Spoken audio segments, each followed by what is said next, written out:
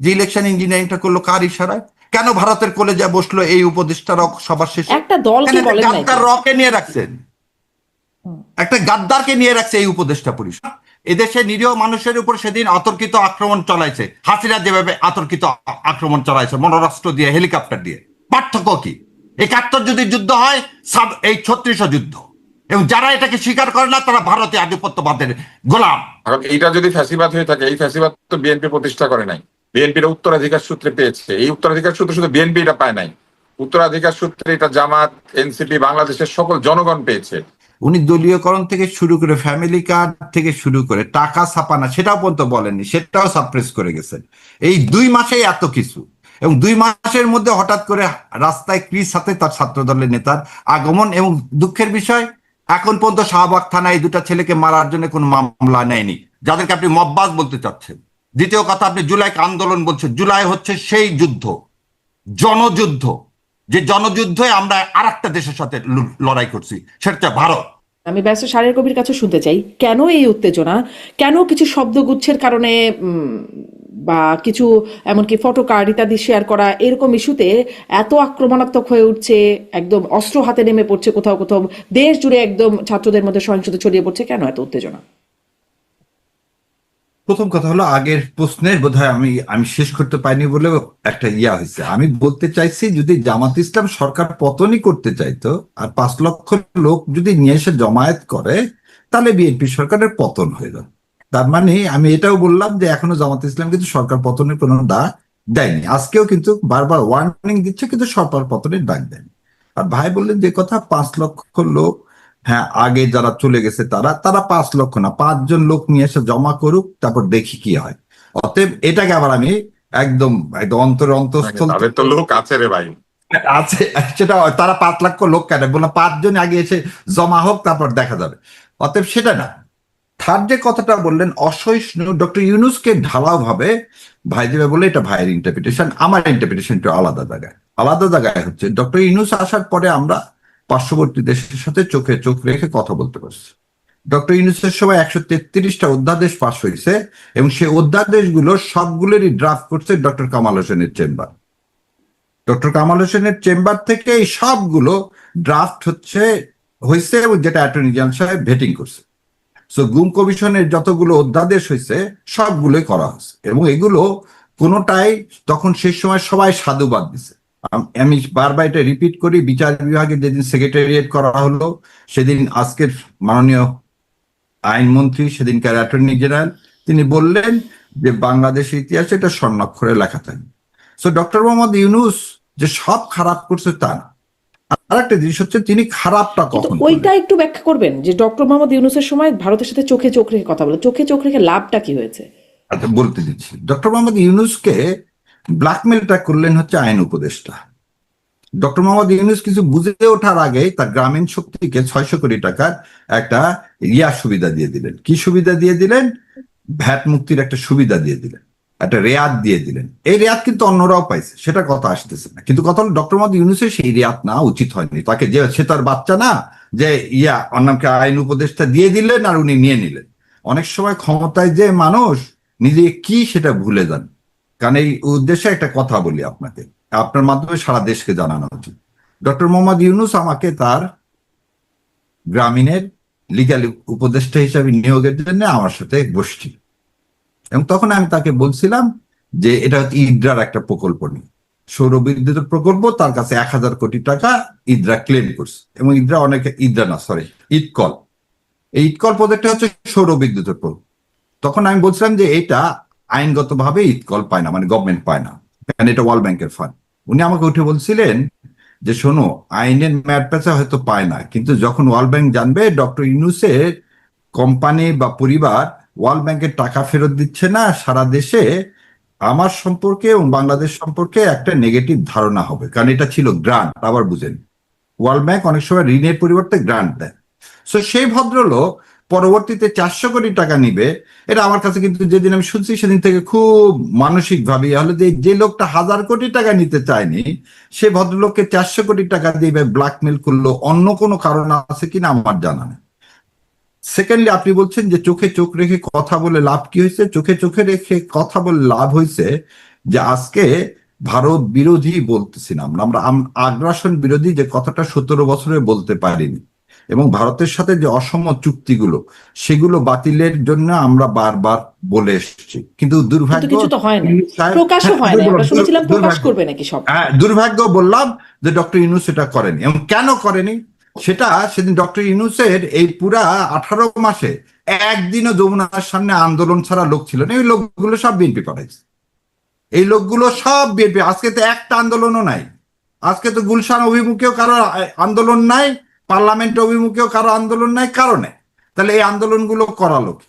Number 2 হচ্ছে, যখন দুইজন লোক বলেন, একজন মন্ত্রী বলেন যে ফেব্রুয়ারি মাসে যে ডক্টর ইউনূস সাহেব ট্রফি দিয়ে এসছেন, তখন তার নির্বাচন করার কোনো দরকার ছিল না। সো এই ট্রফিটা যে দিয়ে আসছেন, এই মেকানিজম তো ভারত সবসময় করছে। এই যে ভারতের আধিপত্যবাদের মধ্যে যুদ্ধ, এই যে চোখে চোখ রেখে কথা বলাই, যে আমি বলতে পারতেছি বা অন্যরাও বলতে পারতেছে, এটা ডক্টর ইউনূস সাহেবের একটা কৃতিত্ব। হয়তো কিছু হয়নি আজকে, আগামীতে যে হবে না সে কথা কে বলছে? কেবল তো বলা শুরু, এই শুরুটা তো উনি শুরু করে দিতে পারেন। কিন্তু আমিও সেটা, মানে চোখে চোখে কথা বলাটা জরুরি, কিন্তু কথা বলে আমরা কিছু কি গেইন করেছি নাকি লুজ করেছি? মানে ডিপ্লোমেসি বাদ দিয়ে কি চোখে চোখ রেখে বেশি গেইন করছি? এই একটু আগে কথা বলছে, গেইন করছি কি সাহস, গেইন করছি কি যে না আর কেউ ফ্যাসিবাদ হতে গেলে প্রথমে বলে দিত ফ্যাসিবাদ হতে যেও না, তাহলে কিন্তু তোমার অবস্থা হেলিকপ্টার এবার তুমি পাবা না। সো এই যে কথাটা, আর ভাই যেটা বললো লাস্ট, একটা 2 মাসে এখনো বিএনপির কিছু দেখা যায়নি ফ্যাসিবাদী চরিত্র, এই কথাটার সাথে আমি একমত না। প্রথম কথা, দলীয়করণের সর্বোচ্চ জায়গায় চলে গেছে। কথা যদি দলীয়করণ, এমন কোনো জায়গায় নাই প্রশাসন যেখানে বিএনপি তার লক্ষ্যে বসায়নি, ইনক্লুডিং ক্রিকেট। যে বল নিছে কিনা আমার ব্যারিস্টার সাহেব আমি জীবনে জানি না, অতএব তারা এখন বিশেষজ্ঞ হয়ে গেছে। 17 বছরের তো একই রূপ দেখতেছি, তাহলে হাসিনাকে সরায় লাভ কি হলো? আপনি বিচার বিভাগের স্বাধীনতা দিবেন না, তাহলে সেদিন জাস্টিস শাহিন সাহেব, চিফ জাস্টিস, কি অন্যায় অপরাধ করছে যে তাকে সরালেন? এই 12 জন জাজকে কেন সরালেন আপনি? যে আপনি যদি আজকে সেই মানে জুডিশিয়ারিকেই কন্ট্রোল করতে চান, তাহলে আপনি এগুলো করলেন কেন? তার মানে আপনি একই পথে। আর একটা জিনিস বলি সবসময়, যে সকালে সূর্য দেখলে কিরকম সারাদিন যাবে সেটা বোঝা যায়। উনি দলীয়করণ থেকে শুরু করে, ফ্যামিলি কার্ড থেকে শুরু করে টাকা ছাপানা, সেটাও পর্যন্ত বলেননি, সেটাও সাপ্রেস করে গেছেন। এই 2 মাসেই এত কিছু, এবং 2 মাসের মধ্যে হঠাৎ করে রাস্তায় ক্রিস হাতে তার ছাত্র দলের নেতার আগমন। এবং দুঃখের বিষয়, এখন পর্যন্ত শাহবাগ থানায় 2টা ছেলেকে মারার জন্য কোনো মামলা নেয়নি। তাহলে 17 বছরের আজকে এই 2 মাসের মধ্যে কি পার্থক্য? একটা মামলা হয়নি এখন পর্যন্ত, ভিডিও ফুটেজ দেওয়ার পরও। ব্যারিস্টার শাহরিয়ার, যখন এই প্রশ্ন সম্ভবত আপনাকেও করেছিলাম, যখন ডাকসু নেত্রী, সাবেক ডাকসুর একজন নেত্রী ইমিকে যখন টেনে হিচড়ে বা তাকে জোর করে ঠেলে নিয়ে গিয়ে শাহবাগ থানায় দিয়ে আসলো, যারা দিয়ে আসলো বা যারা মারপিট করলো তাদের বিরুদ্ধে কোনো মামলা তখন হয়? তখন এই মোসাদ্দেকরাই কিন্তু ছিল যাদেরকে এখন মারপিট করা হয়েছে, তাদের বিরুদ্ধে কিছু করা হয় নাই, তাদেরকে বরং সন্ত্রাস বিরোধী আইনে মামলা দিয়ে তারা এখনো জেলখানায় আছেন। মানে সেটাও তো হয়েছে। এখন কি এটা একরকমের তাদের সাথে হয়েছে?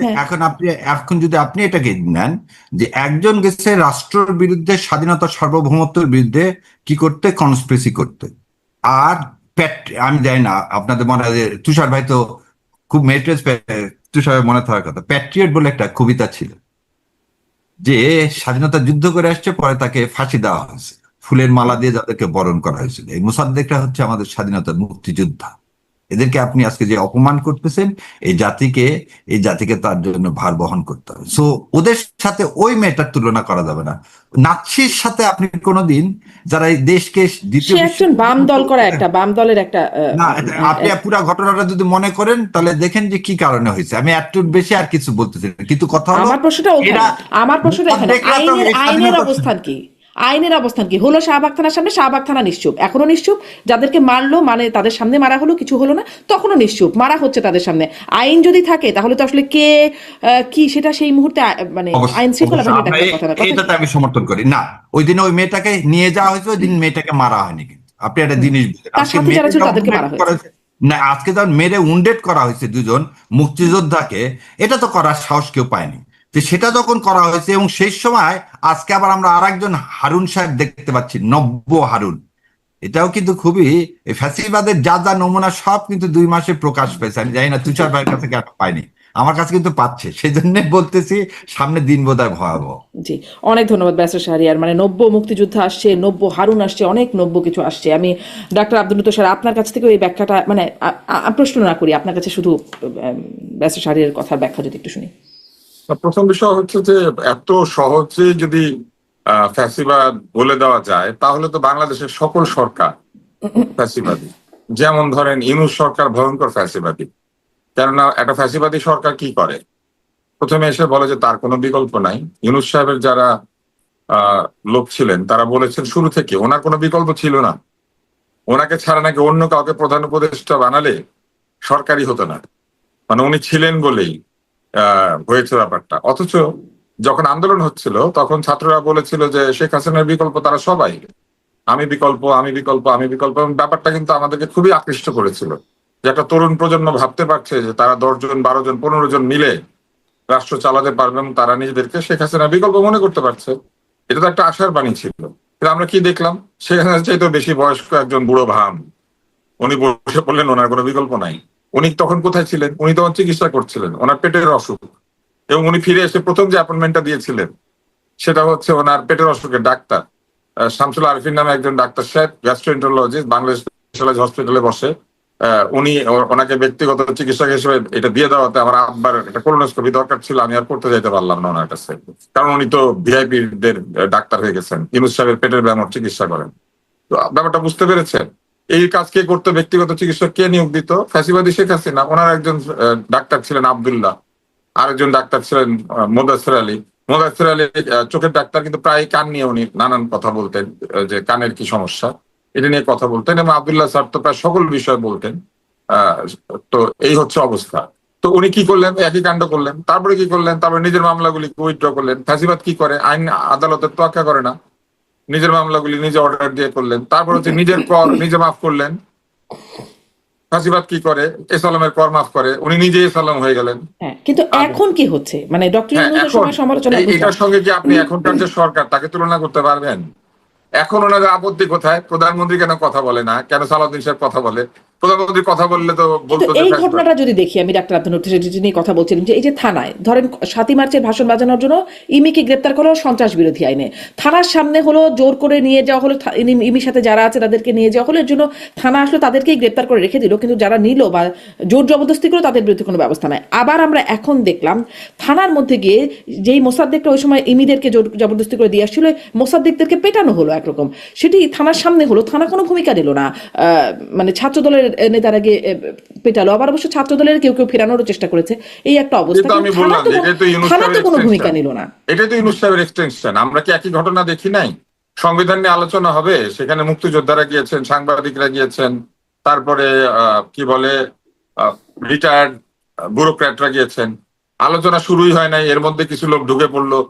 যারা আক্রান্ত হয়েছেন তারা পুলিশকে ফোন করলেন, পুলিশ এসে আক্রান্তদেরকেই ধরে নিয়ে গিয়ে জেলে ভরে দিল, আর যারা মব করেছিলেন তাদের নামে কিচ্ছু হলো না।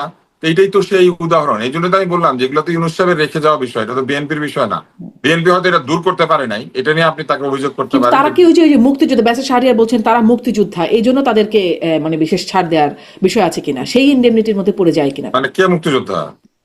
ওই যে মোসাদ্দেকদের কথা বলছি, মোসাদ্দেকরা যারা মুক্তিযুদ্ধ আর জুলাইয়ের যুদ্ধ এক না। মুক্তিযুদ্ধ, জুলাইয়ের যুদ্ধ। জুলাইয়ের ওটাকে যুদ্ধ বলে যারা, তারা যুদ্ধকে অপমান করে। জুলাই যেটা হয়েছে সেটা একটা আন্দোলন হয়েছে। যুদ্ধকে অপমান করার মতো এত দুঃখ আমার লাগে। মনে করেন যে তারা যুদ্ধ করেছে বলছে, কিন্তু এটা যুদ্ধ ছিল না, এটা স্বৈরাচারের বিরুদ্ধে গণ আন্দোলন ছিল, গণ অভ্যুত্থান ছিল। যুদ্ধ তো একটা মানে যুদ্ধের একটা ওয়ার, এটার একটা ব্যাখ্যা আছে, এটার একটা আইনি ব্যাখ্যা আছে, এটার একটা ডেফিনিশন আছে। মানে এখন কি আমরা তাহলে হরমুজে যেটা হচ্ছে সেটাও যুদ্ধ, আমাদের এখানে যেটা হচ্ছে সেটাও যুদ্ধ? মানে একটা দেশের অভ্যন্তরীণ রাজনৈতিক গোলযোগ সেটাও যুদ্ধ, আবার একটা দেশে একটা আর্মির বিরুদ্ধে আরেকটা আর্মি যুদ্ধ করে সেটাও যুদ্ধ। দুইটাকে এক হয় কি করে? যাই হোক, আমরা ওই তর্কে যেতে চাই না। কিন্তু যারা এই যে মার খেয়েছেন, এদেরই দুইজনকে আমি একটা বক্তৃতা দিতে শুনেছি, সেখানে বলছেন সকালবেলা এসে বিকাল মানে রাত পর্যন্ত নাকি এমন ধোলাই কাকে জানি দিবে, এরকম একটা বক্তৃতা দিচ্ছেন। বিসমিল্লাহ বলে শুরু হবে, সাদাকাল্লাহু আলাইহিম বলে। হ্যাঁ, বিসমিল্লাহ বলে শুরু করবে। মানে বিসমিল্লাহ বলে শুরু করতে হয় কোনো শুভ কাজ। মানুষকে মারধর করা বিসমিল্লাহ বলে শুরু করতে হয় না কিন্তু। হ্যাঁ, একটা ভালো কাজ মানুষ বিসমিল্লাহ বলে আল্লাহর নামে শুরু করবে। আপনি একজনকে মারধর করবেন, এটা আল্লাহর নামে শুরু করবেন? আল্লাহ বলছে আপনাদেরকে মারধর করতে, লোকজনকে নিজের হাতে আইন তুলে নিতে? এটা আছে কোথাও? যিনি আপনার ইচ্ছা হইলে আপনি আল্লাহ নামে মারধর শুরু করতে পারবেন? কোথাও নাই এই কথা। তো ওনারা এটা বললো, এবং এটা বললো মানে চিন্তা করেন, ওনারা বললো মানে রীতিমতো একটা হুমকি দিল। তো এদের একদল মববাজ আরেক দল মববাজের হাতে প্রহৃত হয়েছে। এরা কিছুদিন আগে নিজেরা মব করে ইমিকে ধরে নিয়ে গেছিল, এখন আবার ওরা গিয়ে ওই একই থানার মধ্যে ঢুকে আশ্রয় নিয়েছে, আরেক দল তাদেরকে মারতে এসেছে। এইটাই তো ইউনূসীয় শাসনের এক্সটেনশন। এখন এইটা যদি ফ্যাসিবাদ হয়ে থাকে, এই ফ্যাসিবাদ তো বিএনপি প্রতিষ্ঠা করে নাই, বিএনপির উত্তরাধিকার সূত্রে পেয়েছে। এই উত্তরাধিকার সূত্রে শুধু বিএনপি এটা পায় নাই, উত্তরাধিকার সূত্রে এটা জামাত, এনসিপি, বাংলাদেশের সকল জনগণ পেয়েছে।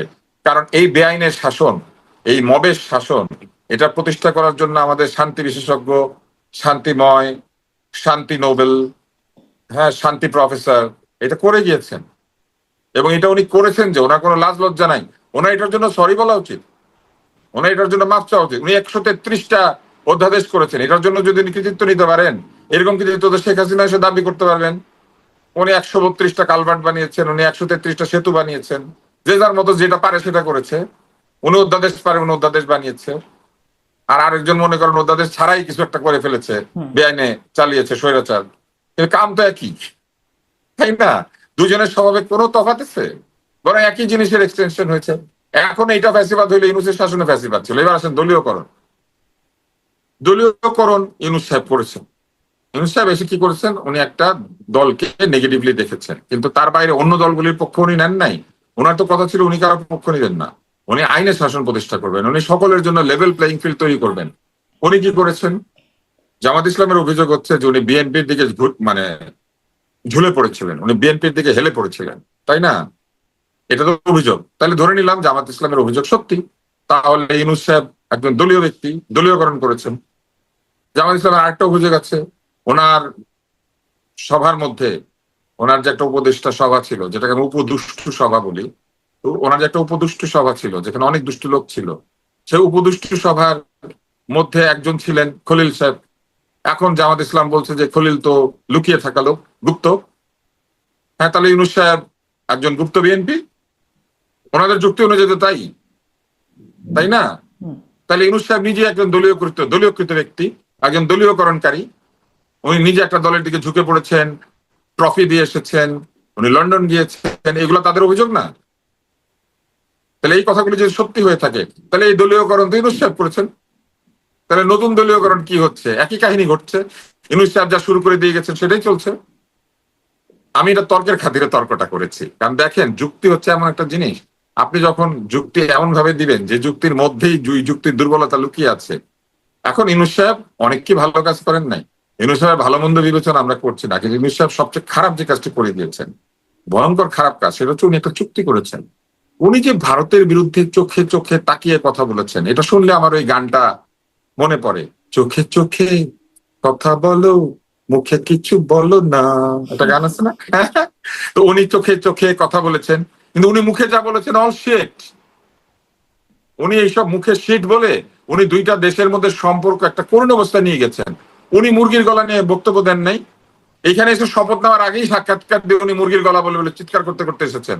চোখে চোখে কথা বলার সময় হাতে জোর থাকা লাগে, শুধু গলার জোর থাকলে হয় না। তো উনি মুখে শুরু করে দিয়েছিলেন, চোখে চোখে কথা বলে মুখে যা বলেছেন সে অ্যাবসলিউট শিটের কারণে উনি মুরগির গলা নিয়ে একটা কথা তুলে দিলেন। উনি কিন্তু তখনও প্রধান উপদেষ্টা হন নাই, উনি ফ্রান্সে বসে সাক্ষাৎকার দিয়ে চলে আসছেন। আচ্ছা, এরপরে উনি মুরগির গলা নিয়ে কি করলেন? উনি মুরগির গলার মতোই নিজের গলাটা হয়ে গেল। উনি আদানির সাথে চুক্তি কি করলেন? কিছু করতে পারেন নাই। উনি ভারতের সাথে কোন একটা চুক্তি বাতিল করতে পেরেছেন? পারেন নাই। সকল চুক্তির দোষ চাপিয়ে দিয়েছেন শেখ হাসিনার উপরে, ওকে নো প্রবলেম, কিন্তু উনি তো একটা খারাপ চুক্তি বাতিল করবেন, উনি তো পারলেনই না। উনি কি করলেন? উনি এর চেয়ে একটা গোলামী দাসত্বের চুক্তি সই করলেন কার সাথে? আমেরিকার সাথে। তো ওনার অবস্থাটা কি? ওনার অবস্থাটা হলো, এক এলাকায় এক লোক থাকে, সেই লোক সারাদিন মনে মনে বলে যে সে কারো কাছে পদানত হবে না, কিন্তু ওই এলাকার বাইরে গিয়ে আরেক লোকের কাছে গিয়ে দাসখত দিয়ে আসছে। তো উনি কি করেছেন? ওনার চুক্তিটা কি জিনিস? উনি 14টা বোয়িং কিনবেন, 14টা বোয়িং এর টাকা রেখে গিয়েছেন। উনি যে $15 বিলিয়ন তেল গ্যাস কিনবেন, টাকা রেখে গিয়েছেন। উনি উল্টা ধার করেছেন, যে টাকা কিন্তু সেই ছাপাচ্ছে। চুক্তি থেকে সরার সুযোগ তো এই সরকারের হাতে ছিল, তারা তো সেটা করছে না, না তারা তো ওই নাই, পথেই এই হাঁটছে। চুক্তি থেকে সরার অবস্থা সরকারের নাই। কেন আপনি নাই? কি মনে নাই? কিন্তু কারণ এই চুক্তিটার টার্মিনেশন ক্লজ আপনি খুব ভালো করে পড়ে দেখবেন। এই চুক্তির মধ্যে এমন ভাবে চুক্তিটা করা হয়েছে যে চুক্তিটা মূলত একটা কর করকে অস্ত্র বানিয়ে, শুল্ককে অস্ত্র বানিয়ে, বাণিজ্যকে অস্ত্র বানিয়ে এবং তৈরি পোশাক শিল্প সহ কিছু কিছু ব্যাপারে বাংলাদেশের নির্ভরতাকে অস্ত্র বানিয়ে এই চুক্তিটা স্বাক্ষর করা হয়েছে।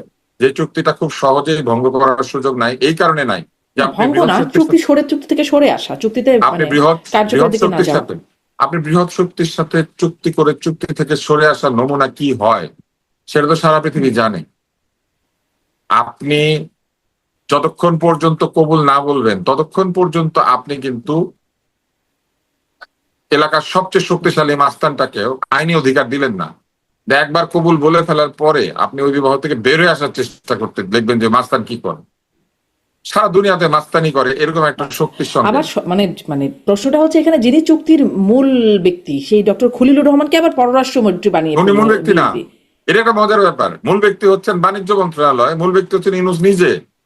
কারণ আইন উপদেষ্টা বলেছেন যে ওনার সঙ্গে কোনো কথা বলা হয় নাই, এবং উনি এটাও বলেছেন আইন উপদেষ্টা আমাদের কিন্তু নজরুল ভাই, ডক্টর খলিলুর মাসুদুর রহমান তো ভাই। তা বলেন নাই, হ্যাঁ, মানে তিনি তো এটা ডক্টর নিয়ে খলিলুর দৌড়ঝাঁপ রহমান করেছেন। বলেন নাই, কিন্তু চুক্তিতে কিন্তু উনিও স্বাক্ষর করেন নাই। উনি কতটুকু প্রধান উপদেষ্টা, যে কত উপদেষ্টা এটা উনি কি করেছেন দেখেন, উনি ব্যুরোক্র্যাটদের দিকে দিয়ে এটা সই করিয়েছেন। কারণ উনি জানেন উনি ক্ষমতায় থাকবেন না, কিন্তু ব্যুরোক্র্যাটরা কন্টিনিউ করবে জি এবং ব্যুরোক্র্যাটরা প্রশাসন হিসেবে এই সরকারের অংশ হয়ে যাবে।